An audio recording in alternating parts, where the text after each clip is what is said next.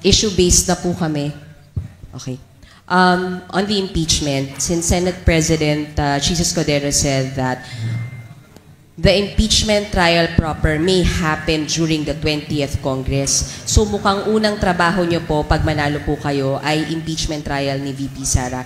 And the impeachment issue has become a campaign issue already since impeached na po si VP at nasa Senate na siya. May we know your stand po on the impeachment of VP Sara?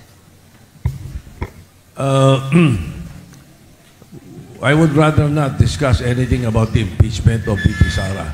I would rather discuss the rules. Okay, sir.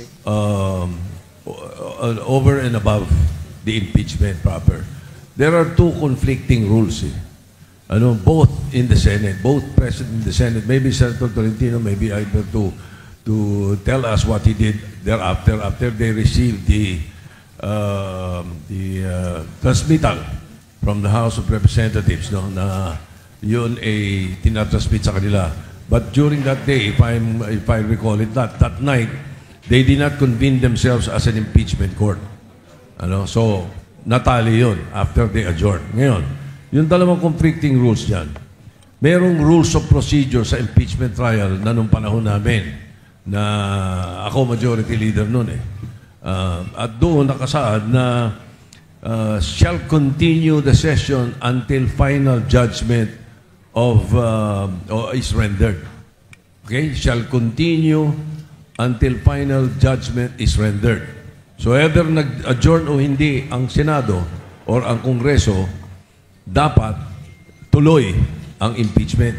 Okay? Yun yung laman ng rules of impeachment ng Senate.